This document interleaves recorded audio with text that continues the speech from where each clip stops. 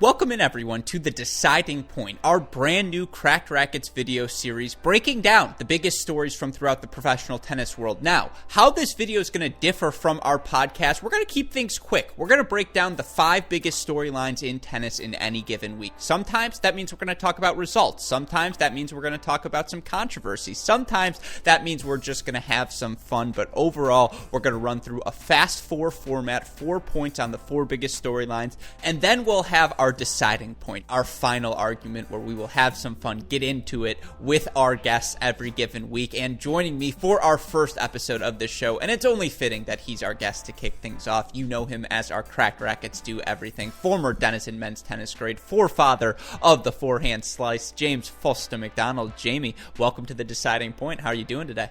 Appreciate it. Now it's a fun one. Obviously, you and I have been sort of mapping these things out for a while now. Listen, a podcast is a lot of fun, but you know what's even more fun? A nice video. So some video content that'll make Westhoff happy. Hopefully it makes the viewers and the audience happy. It's a win-win. Yeah, and of course, when you forgot to mention, this will make our boss Dalton quite happy. And when Dalton's happy, everyone at Cracked Racquets is happy. So with that in mind, let's get into the biggest stories. Again, fast 4 format, ending with our deciding point. Let's start with point number 1. I think the biggest storyline in tennis this week, Jamie. Andrey Rublev, another title for him in Vienna. He now moves to 19-1 since the start of the Hamburg Open right after Rome. He has won 3 consecutive ATP 500 events this season. He is now the ATP leader in both titles and wins on the year. Jamie, I would make the case Andrey Rublev is your 2020 ATP Player of the Year. Would you agree or disagree with that point? Disagree overall. Maybe if you make a stipulation in there that they have to be a certain age or younger, I can get behind that. You know, especially as of late, he's just been so fun to watch. But when you think about it, you know, the biggest titles, talking about the majors that were played, you know, the one that sprung wide open, you know, team ended up winning, that being the U.S. Open. So I don't know if I'm ready to make Rublev the Player of the Year, but certainly in the recent few weeks, absolutely. He's been the player to watch. He's been so much fun. Yeah, I think this award probably comes down to 3 other guys plus Rublev. You have Thiem, who was the best at the Grand Slams this year, quarterfinals, finals, champion. You have Djokovic, who started out the year freaking undefeated. And then, of course, you have Nadal, who, when healthy, proved once again he is the guy to beat on clay. But Player of the Year goes to the player who had the best season from start to finish. And he's tied with Djokovic, but 39 wins on the year. He's got the most titles. And it's not like they're coming at fluff events, right? Yeah, he won his first 2 to start the season, but he's won 3 ATP 500 this year. Clearly, he's taken the biggest jump of any of the young players, but I just think week in, week out, during this 2020 season, what are we going to remember it for? And I think the thing we'll remember most is that it was the year of Andrey Rublev, and if he has a strong last 3 weeks to the season, maybe finals of the year-end championship, I think he solidifies it, but I like him as Player of the Year. I'm sticking with this take. Listen, it feels good. It feels much better to give that award to a player like Andrey Rublev instead of Djokovic because A, it's boring, and B, we just saw Djokovic tank so hard against Sonego. So at this point, it's really hard to root for that. But no, I mean, Rublev has looked really good, and let's hope that 2021 sort of, you know, of course, gets back a little bit to more normal tennis, but also holds the same in terms of that momentum for young guys like Andrey Rublev, who were just so fun to watch. Completely agree with you, Jamie. And with that in mind, let's move to point number 2, because the only guy who, in my opinion, could probably catch Rublev would be Rafa Nadal if he goes on to win Paris this year and then goes and wins the year-end championship, something he's never done before in his career. Then I think you have a case for Rafa. But you look at this draw in Paris, Jamie, and, you know, initially my reaction, because we saw a lot of withdrawals, right? There's no Shapovalov, there's no Fognini, there's no Gael Monfils, there's no Grigor Dimitrov, all of these different players pulling out for different reasons. But, you know, you look at these seeds 1 through 16, you've got Rafa at the top, you've got all of these different players in action, Stefanos Tsitsipas, Daniil Medvedev, Andrey Rublev, Alex Zverev. This draw feels pretty loaded. I think I was wrong. Initially, my reaction was, is this one of the weaker draws in Paris history? I'm starting to lean towards no, it is not. I mean, I think it depends how you look at it. I think it continues a recent trend that we've seen in 2018, 2019 of it being very sort of next gen and young gun heavy, which obviously for you and me is a delight. In terms of weaker ones, you and I had the homework of looking up some of the ones from the last decade or so, and I think it's safe to say we've seen weaker draws in Paris than the 2021. Yeah, I mean, the one that stands out, 2017, right? I know that's one you looked at closely. That's when Jack Sock ended up as champion, and we had a ton of fun with that here at Cracked Racquets. But, one that stands out to me, 2012, you had a Jerzy Janowicz versus David Ferrer final. The semifinals featured a qualifier in Janowicz, an unseeded player in Gilles Simon, and a wild card in Michael Lodra. I mean, you look at the top 16 seeds, again, a few players are missing, but maybe not the depth of your usual end-of-year Masters event. Certainly, 1 through 16, this event is as good as any. Yeah, and look, you mentioned it, all the withdrawals that happened. The Paris Masters is, no stranger to all of those sort of withdrawals and walkovers that happen, right? It's the end of the season. People are banged up, especially like Nadal. I mean, he's pulled out of this tournament multiple times. So not really much of a surprise in terms of seeing any of those people leave the draw. But yeah, I mean, it's a really fun field. And as I mentioned before, it's really young. And that's sort of the great one, right? You mentioned no Shapovalov, but in recent years, we've seen people like Khachanov, win this event. He won that in 2018. Shapovalov got to the finals of this thing last year. And so it's becoming, a more prevalent theme each year that these Masters 1000s just get younger and younger. And outside the big three, of course, I mean, it's just a lot of fun to watch. Yeah, my dark horse for this week, Borna Coric. I thought he looked really good last week in Vienna. Lost to Djokovic, but played really well. I think he makes run. You want to give me one dark horse for your week in Paris? Well, actually, it's funny. I was going to say Coric as well, and the reason is I think Coric is, if there were an award for this, the ultimate dark horse. Tell me a tournament where Borna Coric couldn't be considered a dark horse, because for me, it's just about everyone. He can make the deep run in majors. He can make a deep run in any tournament he's in. I would say the entire 2019, he could not be considered a dark horse. But outside of that, I agree with you. Very good Talking point. About right now. Yeah, no, obviously, with Paris in mind, one of the things we'll all be looking for, and that turns us to point number 3. Only a couple of weeks left until the year-end championships in London take place for the ATP. Now, there is an event in Sofia, and perhaps it will come down to that, but you imagine a lot of things going to be settled after this week in Paris. Currently, 7 of the men in the field set. It's going to be Djokovic, Nadal, Thiem, Zverev, Tsitsipas, Medvedev, and Andrey Rublev clinching after that result in Vienna. In terms of the players still eligible to win, you do have Schwartzman, Berrettini, Goffin, Carreno Busta, Raonic, Khachanov, Wawrinka, and FAA. So there still are a bunch of scenarios out there for the 8th spot. But Jamie, we don't care about those scenarios. We want to have fun here on the deciding point. Who is your ideal 8th player to round out this ATP Finals? Yeah, listen, we had this brief conversation before, so it's only fitting that we elaborate it, head on now. I'm sticking with my answer from the original question. It's Riley Opelka. And it's a great answer. Our job, I want to incite chaos in this tournament. And putting somebody who can bomb 140 on an indoor hard court and really, just completely wreck draws and round robins, that's him. It's Riley Opelka. So for me, that's a huge one. I think it'd be a ton of fun to see him just go in there and just mess with the entire setup, right? Because otherwise you've got people who are just clear favorites. But hey, if you get somebody like Opelka serving bombs and feeling good in their rhythm, who knows what can happen, especially in a couple tie breaks.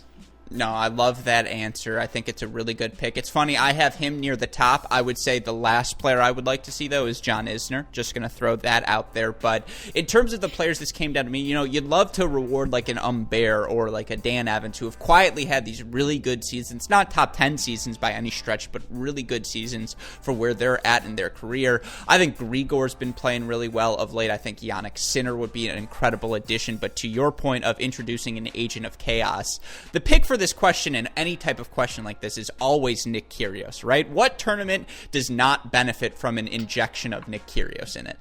Yeah, no, that's a great call, especially given his track record against those top guys. When he puts it together and when he really wants it, he can beat anybody on a tennis court. So, no, that's a great pick as well. That'd be a ton of fun to see him fill the 8th slot. That's what I'm saying. After all the, we'll say, smack that has been talked off the court throughout this 2020 year, to see him on the court, it would just be delightful. So yeah, I think that is the pick as well. But of course, as I mentioned here on the deciding point, we want to have a little bit of fun as well. Not only talk about strictly tennis-related business, but talk about some of the things these tennis players are doing off the court, because obviously that's where half the humor of being a tennis fan is. Let's talk best Halloween costumes, Jamie. And our friends over at tennis.com at baseline.tennis put together the best 10 looks of this 2020 Halloween season. A lot of good looks, a lot of good candidates. Ultimately, who pulled off the best costume in your mind?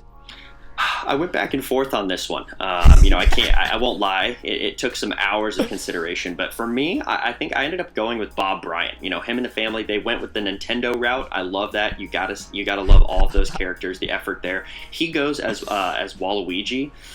Actually, it's looking, they said Waluigi, but it looks like he's dressed as Wario. So I'm going to have to go do some further digging on that. But I'm happy if it is Waluigi because, that's more fitting of his build, the big tall guy. But that's just great stuff. That's just great stuff from the family.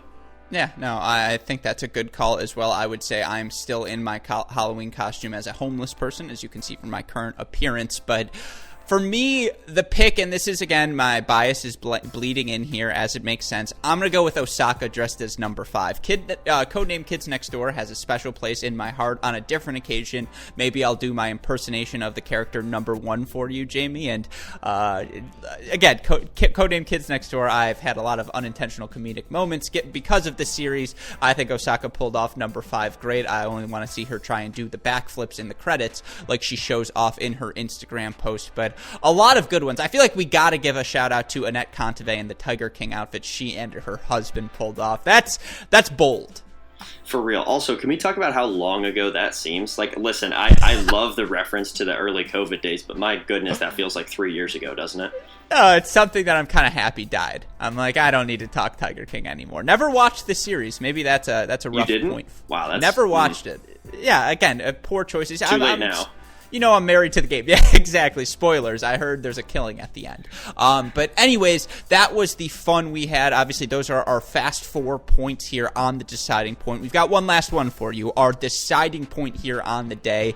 And is there anything more decisive, more controversial than a tennis fan's opinion on who's going to end up with the most men's singles Grand Slam titles? I would say no. I think you would agree with me, Jamie. So let's have some fun with our final deciding point. Novak Djokovic losing to Lorenzo Sonego this week in Vienna, 6-2, 6-1, one of the worst defeats he's taken, certainly of the past 10 years of his career since he ascended to number 1 in the world. I believe it's only the second time as the number 1 player in the world he's lost to someone outside the top 40, the only other occasion being an now healthy Juan Martín del Potro at the Olympics. The deciding point, Jamie, because whenever there's a big loss like this, it inevitably comes up. He's got 17, Federer and Nadal have 20. Does Djokovic catch them? Yeah, I think the answer is still just a resounding yes. And a result like this, while unfortunate and just sort of a bummer for the tennis world, for lack of a better word, I mean, it doesn't change this, in my opinion, because it's not like Djokovic is going out there trying his hardest in this match. He's absolutely not caring about this match. He looked bored the entire tournament. You and I both talked about that. He didn't look like he wanted to be out there even at all, and he wasn't trying. You even talked to him in the press conference after. It's not like this was a horrible defeat and he was so disappointed with himself. You heard him. He was like, yeah, this is one that I'm okay with. And so you look at the guy and you're like, what are you doing? But still, it doesn't change the fact that when he wants to lock back in, he is still going to be the favorite at most of the majors that he's playing. And so there's no reason to think that he won't catch them, especially, because of a result like this. I agree with you, but here would be the slight counter.